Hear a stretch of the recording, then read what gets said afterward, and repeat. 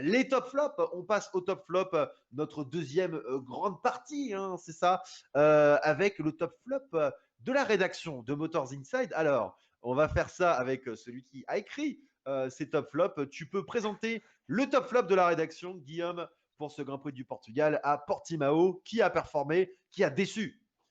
Alors voilà, pour faire bref, le top 3 de la rédaction, on a eu Hamilton intraitable. Vraiment, il a dépassé ses deux concurrents sur la piste. Il a vraiment montré que c'était lui le patron. C'était lui en numéro un.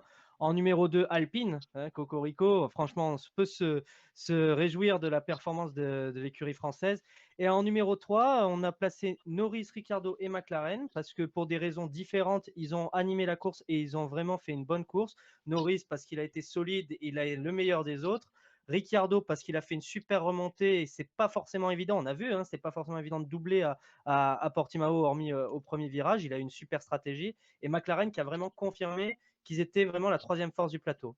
Après, côté flop, on a notre ami Nikita Mazepin, hein, dont on va vraiment beaucoup débattre, je pense, par la suite. Carlos Sainz également, qui partait haut sur la grille, il partait cinquième. Et même si Ferrari avait à sa part de responsabilité, notamment sur la stratégie, ben, Carlos Sainz n'a pas été exempt de tout reproche. Et pour terminer, ben, on vient de l'évoquer, Portimao et le spectacle de ce Grand Prix. Et oui, c'est le top flop de la rédaction. Alors, bien sûr, il y a des votes différents et je pense qu'il y a peut-être des avis différents. Thibaut, est-ce que d'abord, on va commencer en séparant le top et le flop. On commence par le top. Est-ce que tu es d'accord avec le top 3 qui a été donné par Guillaume, en l'occurrence Hamilton, Alpine et Norris, et McLaren et Ricardo? Et McLaren. En fait, oui, ça reprend les mêmes. J'avais juste dissocié Alpine de Ocon et j'avais vraiment fait la distinction entre Alpine dans le top et Ocon également dans le top. Je suis entièrement d'accord avec Guillaume. Moi, j'avais mis Alpine, Ricardo et Ocon. Vraiment de dissocier Alpine et la performance d'Ocon qui était, je trouve, au-dessus du lot. Et Ricardo aussi que j'avais retenu qui a fait un très beau Grand Prix. Soit c'est voilà, on est à l'unisson. Alors est-ce que Bastien, tu vois la même chose peut-être dans l'ordre finalement de ce top 3. Est-ce qu'il faut mettre Hamilton obligatoirement au sommet? On a commencé par Alpine. Toi, t'as mis qui au sommet de ton top 3? Mon top 3, en premier, il y a Pérez qui m'a beaucoup impressionné avec son long relais. Ça, Mhm. franchement, c'était une très jolie performance. Après, bon, bah, il pouvait pas défendre ses chances, il pouvait pas lutter pour la victoire.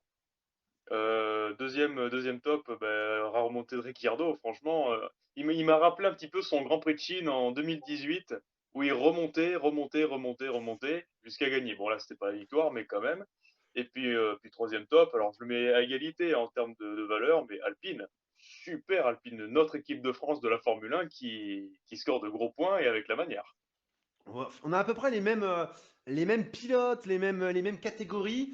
Bon, Guillaume, forcément, tu vas pas te déjuger de ce top 3, mais est-ce qu'on peut peut-être citer d'autres pilotes finalement dans cette analyse de ce top 3? Est-ce qu'il y a des choses peut-être marquantes Oui, aussi qu'on peut citer? Ouais, vas-y.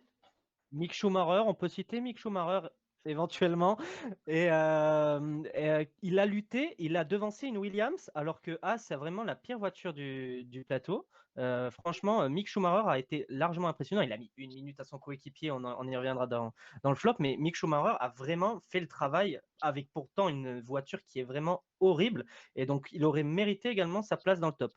Il aurait mérité sa place carrément dans le top. Alors, bon, ça, c'est peut-être faire une transition tout de suite, mais pour rester sur Mick Schumacher, Thibaut, toi qui suis la F2 avec attention, Mick Schumacher champion en titre, est-ce que Mick Schumacher, on pouvait comme ça le glisser aussi facilement dans notre top? Ou alors, c'est parce que c'est à cause de l'élément de comparaison qu'il a en face que forcément, c'est beaucoup mieux?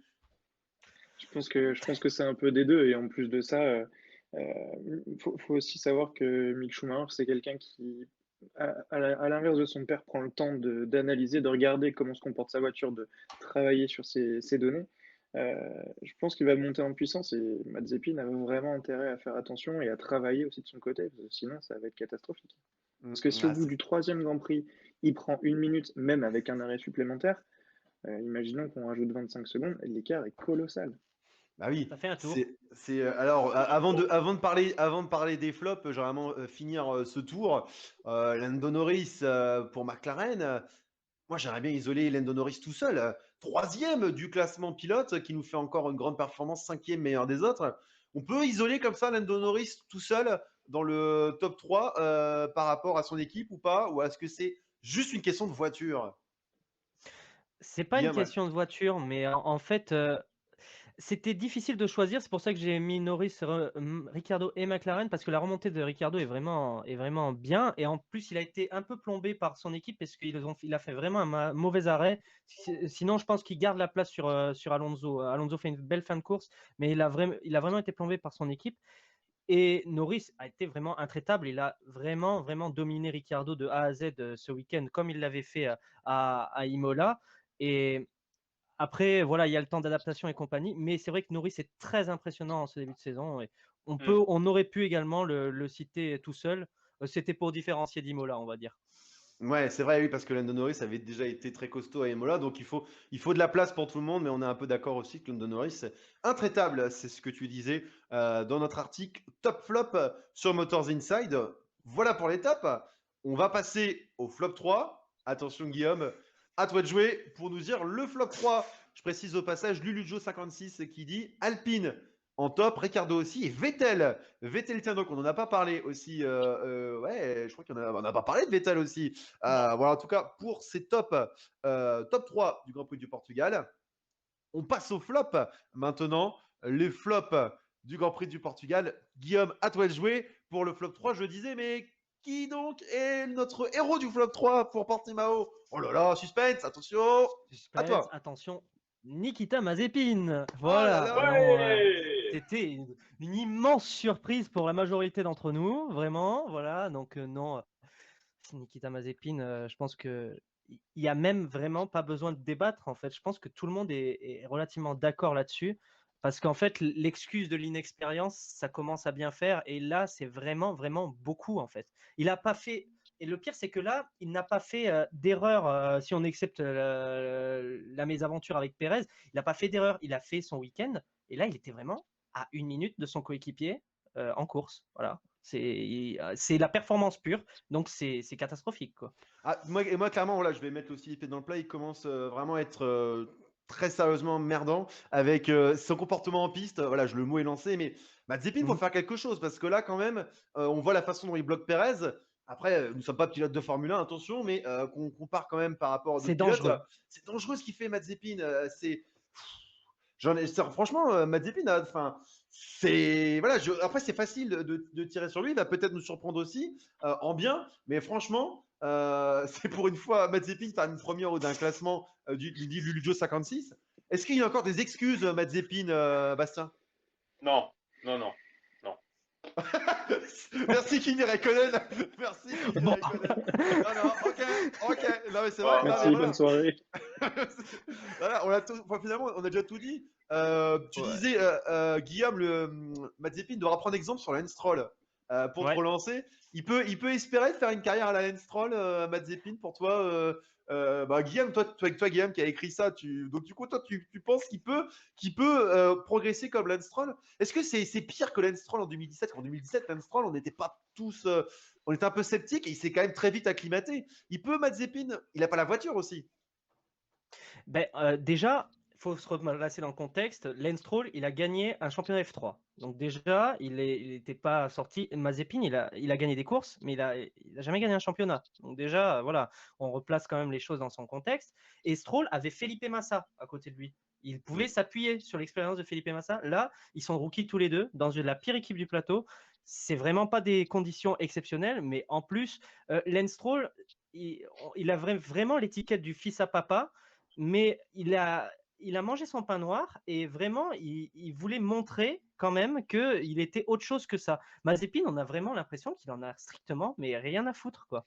Pour vraiment en parler. Ah non, mais c'est Ouais, vraiment wow. impressionnant. Il est là et il a l'impression qu'il peut rien lui arriver et ça, c'est vraiment très, très, Ouais. très agaçant. Et Lance Stroll, vraiment, il a réussi à prendre le meilleur de chaque coéquipier qu'il a eu. Et ça, c'est vraiment une qualité de pilote pour se servir de ça dans ses courses. Et vraiment, je crois que Mazepin, il n'a pas ça, en fait. Allez, on salue en tout cas nos auditeurs, on salue nos viewers russes. On salue nos viewers russes. Thibaut, tu voulais rajouter quelque chose sur Mazepin? Juste très rapidement sur Mazepin, parce que on a pu voir au long du week-end sur Twitter des gens qui disaient mais s'il est en F1, c'est qu'il n'est pas si nul que ça. Et on ne va pas dire qu'il est nul. Non, En c'est F2, il pas a ce fait qu'on a de dit. belles choses. En F2, franchement, il a fait de belles courses. Mais c'est le temps d'adaptation et le Ah ouais. manque d'implication dans son équipe qui est plus flagrant que son manque de vitesse en piste. C'est presque quasiment une faute professionnelle. Mais en soi, la faute professionnelle, il s'en fiche. Sa place, elle est payée. Bah oui, c'est ça tout le problème. Alors moi je sais pas si vous avez remarqué les amis, bon c'est Burgrid sur Twitter qui l'a fait remarquer, c'est les appuis-têtes de Mazepin pour pas bouger la tête dans les virages parce que je pense que son cou a souffert à Nikita et donc il a mis des petits rembourrages en mousse pour pas trop bouger la tête. Ah c'est peut-être aussi pour ça qu'il a pas vu Perez aussi, mais bon, Mazepin, hein, voilà, alors, c'est facile aussi de voilà, on est là, on débrief, on est peut-être un peu déçu. On sait qu'avant l'an dernier, c'était Romain Grosjean qui était là à sa place, même si je ne voudrais pas du tout que Romain Grosjean soit dans cette voiture.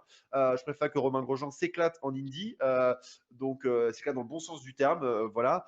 Mais voilà, en tout cas, ce qu'on peut dire pour Nikita Mazepin, héros de notre top flop, de notre flop 3 surtout. D'autres flops, donc nos flop 3, Guillaume, je crois qu'on n'a pas déroulé, ou peut-être reprendre en tout cas notre flop 2 et notre flop 3. Oui, on reprend donc le déroulé. Du coup, ben, Carlos Sainz et Ferrari. Donc du coup, plus Carlos Sainz que Ferrari, mais j'inclus quand même la stratégie Ferrari avec Carlos Sainz. En fait, personnellement, j'en attendais beaucoup de Carlos Sainz. Dans mon top 3 prévisionnel sur les pronostics, j'avais mis Charles Leclerc troisième. Je pensais que Ferrari allait faire un bon week-end. Mm. Et quand j'ai vu Sainz cinquième, je me suis dit, il y a peut-être moyen de faire quelque chose. Et alors, le premier tour a été exceptionnel. Il a passé Perez, il était bien. Mais alors après, au restart, il avait les gommes tendres et elles étaient froides. Il n'a pas réussi à chauffer ses pneus et il a dégringolé au classement. Il n'a pas réussi à reprendre son avantage. Et ensuite, Ferrari l'a mis un peu dans la sauce en mettant des médiums au lieu des durs. Et ça fait une fin de course catastrophique où il sort même des points. Et c'est des points que Ferrari risque de s'en mordre les doigts en fin de saison s'il manque 2 ou 3 points, quoi. Donc c'est plus Carlos Sainz une déception que Ferrari. C'est ça que vous avez mis Ferrari assez haut. Thibaut, toi en tant voilà, que fervent suiveur de Ferrari, je ne dis pas supporter, nous sommes les analystes. Donc en tant que suiveur de Ferrari, c'est plus Sainz qui a déçu que Ferrari à Portimao. C'est un peu 50-50. Bon, ouais. Il n'est pas aidé par la stratégie Ferrari, ça c'est sûr. Mais en soi, je pense qu'il n'a pas non plus fait le bon temps pour pouvoir passer en jaune en Q3. Donc je pense que son week-end était déjà quasiment fichu à partir de la Q2, quoi. C'était déjà, voilà, l'affaire était déjà dans le sac finalement pour cette déception. Carlos Sainz, pour toi aussi, rapidement, Bastien. Carlos Sainz fait quand même un bon début de saison. Bon, là, 11e, a souffert en fin de course. Que penser de la course de Carlos Sainz rapidement, Bastien, avant qu'on enchaîne? Enfin, je l'ai pas mis dans mes flops parce que pour moi, enfin, Carlos Sainz, il a le talent, il peut aller vite, il a fait une belle qualif. Sa course a été ratée, ça sera qu'une parmi très peu d'autres hein, dans la saison des courses ratées. Donc, c'est pas vraiment un flop, c'est juste un raté. C'est Un, juste un un raté raté. passé. C'est juste Voilà. un mauvais passage pour Carlos Ouais. Sainz. Alors, on va terminer ce top 3, mais ce flop 3, top 3, flop 3, on va faire rapidement, Guillaume, parce qu'on l'a déjà évoqué. Dis-nous le flop 3 de la rédaction. Donc le flop 3, Portimao et le spectacle en piste qui a été relativement pauvre, voilà, Ouais, sur la piste. c'est vrai, on s'est un peu plus ennuyé. Je cite pour terminer cette séquence top flop Actu F2 qui parlait de Williams, Russell au moins en flop. C'est vrai que George Russell a fait 11e en qualif. Guillaume, tu hoches de la tête. On a Aston Martin, Raikkonen, Pirelli aussi Actu F2 qui nous sort tous les flops 3 possibles. On le remercie beaucoup en tout cas de nous suivre avec autant d'attention. C'est le héros des viewers ce soir. On a aussi lu le Joe 56 qui dit que stratégie Ferrari ça ne va pas ensemble. Voilà en tout cas, les amis, on va clore ce top flop. On pourrait encore en parler longtemps aussi de la performance de Williams, la non-performance de Williams en course, mais il faut enchaîner. Voilà ce qu'on pouvait dire en tout cas pour ce top flop numéro 3 consacré au Grand Prix du Portugal.